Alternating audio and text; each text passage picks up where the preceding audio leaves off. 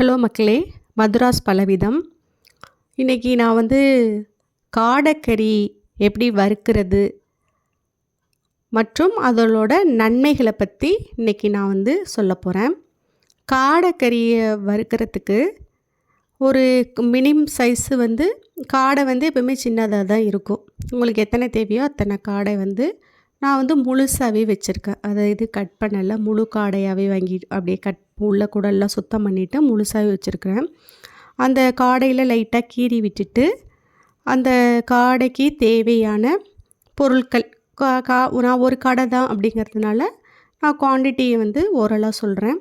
அதுக்கு சோம்புத்தூள், இஞ்சி பூண்டு விழுது, கருவேப்பிலை, மிளகாய்த்தூள், கரம் மசாலா தூள், மஞ்சள் தூள், சீரகத்தூள், கறி மிளகுத்தூள், சுவைக்கு உப்பு, அரிசி மாவு, கார்ன்ஃப்ளவர் மாவு, எலும்பிச்சை சாறு, இதை எல்லாத்தையுமே போட்டு கொஞ்சம் ஆயில் ஊற்றி நல்லா பிசைஞ்சி ஒரு 15 மினிட்ஸ் நீங்கள் சோக் பண்ணி வச்சிட்டிங்கன்னா போதும். அதுக்கப்புறம் நீங்கள் ஆயிலை ஹீட் பண்ணி அதை நல்லா ஃப்ரை பண்ணி வறுத்து எடுக்க வேண்டியதான். அடுத்தது பார்த்திங்கன்னா, அந்த காடைக்கறியை வாங்குகிறோம். ஆனால் அந்த காடைக்கறியில் என்னென்ன பெனிஃபிட் எல்லாம் இருக்குது அப்படிங்கிறத பார்க்கலாம். குயில் மீட், காடையை குயில் அப்படின்னு சொல்லுவாங்க. இதில் பார்த்திங்கனாக்கும் 100 கிராம் காடையில் 22 கிராம் புரதம் இருக்குது. இந்த புரதம் என்ன பண்ணுதுன்னா, நம்மளோட உடலில் தசை இருக்குது பார்த்திங்களா, சதை, அதோட வளர்ச்சிக்கு உதவி பண்ணுது. அடுத்து எலும்பு ஆரோக்கியத்துக்கு வலுத்தருது. அந்த குருத்தெலும்புன்னு சொல்லுவாங்க இல்லையா, அது ரொம்ப ஸ்ட்ராங் பண்ணுது. அடுத்தது பார்த்திங்கன்னா, இரத்த சோகை. நம்ம ஹீமோக்ளோபின் நமக்கு பத்தலை அப்படின்னு சொல்லுவோம். அதுக்காக என்ன பண்ணுவாங்க, இந்த செவிரொட்டியை தேடி போவாங்க.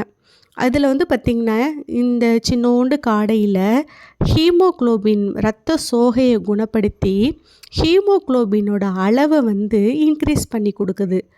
நோய் எதிர்ப்பு சக்தியை அதிகப்படுத்துது. இதயம் மற்றும் சுவாச பிரச்சனை, இந்த ஆஸ்துமாக்காரவங்களாம் இருக்காங்கள்ல, அவங்கெல்லாம் இந்த காடையை வாங்கி சாப்பிட்லாம். மூளை செயல்பாடு, மூளை நல்லா உங்களுக்கு ஆக்டிவாக இருக்கணும் அப்படின்னா அதில் விட்டமின் B6 மற்றும் B12 இது இருந்துச்சுன்னா மூளை ஆக்டிவாக இருக்கும். இதில் A, D, K, B மற்றும் செலினியம், துத்தநாகம், தாதுக்கள் இதெல்லாம் நிறைந்துள்ளது. இதெல்லாம் நம்ம உடம்புல இருக்கிற விட்டமின்ஸுங்க. இது பார்த்திங்கன்னா, நம்ம சருமம் மற்றும் முடிக்கு இது ரொம்ப யூஸ்ஃபுல்லாக இருக்குதுன்னு சொல்கிறாங்கங்க.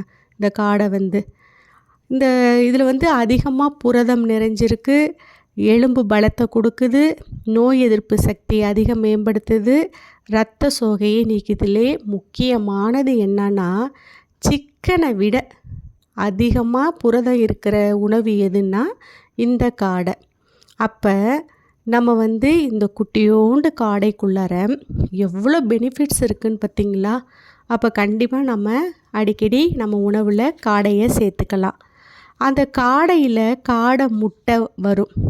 அதே போல் தாங்க, கோழி முட்டையை விட காடையோட முட்டையில் அதிகமாக புரதம் இருக்குது, இரும்பு சத்து இருக்குது, அதே விட்டமின் B12 இருக்குது, ஹீமோக்ளோபின் அதிகரிக்குது.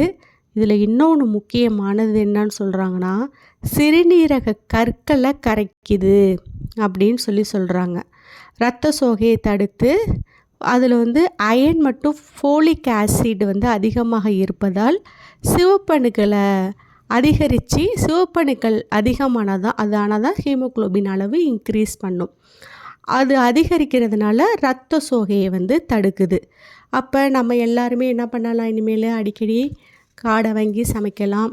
அடுத்தது நம்ம காடை முட்டை எங்கே கிடைச்சாலும் நம்ம வாங்கி சாப்பிட்லாம். ஏன்னா நம்ம அவ்வளோ பெரிய கோழி முட்டைய வாங்கி சாப்பிட்டா தான் நமக்கு வந்து பெரிய முட்டைய நம்ம சாப்பிட்றோம், அதில் தான் அதிக சத்து இருக்குது அப்படின்னு நம்ம நினச்சிக்கிறோம். ஆனால் அந்த கோழி முட்டை அவ்வளோ பெரிய முட்டைக்கும் அந்த காடை முட்டை இத்துணூண்டு இருக்குது. அதுக்கும் பாருங்கள், அவ்வளோ பெரிய முட்டையில் இருக்கிற சத்தை விட அதிகமாக இருக்குதாங்க இந்த சின்ன முட்டையில். அப்போ இனிமேல் நம்ம காடை முட்டை, காடை இதெல்லாம் வாங்கி நம்ம உணவில் சேர்த்துக்குவோம். நம்ம இதில் இருக்கிற பெனிஃபிட்ஸ் எல்லாமே நம்ம வந்து நம்ம உடம்புக்கு நம்ம எடுத்துக்கலாம். எடுத்துகிட்டு ஆரோக்கியமாக இருக்கலாம். தேங்க்யூ. என்னோடய சேனல் பிடிச்சிருந்துச்சுனாக்கும் சப்ஸ்கிரைப் பண்ணுங்கள், லைக் பண்ணுங்கள், ஷேர் பண்ணுங்கள், பெல் ஐக்கானை கிளிக் பண்ணி விடுங்க. தேங்க்யூ.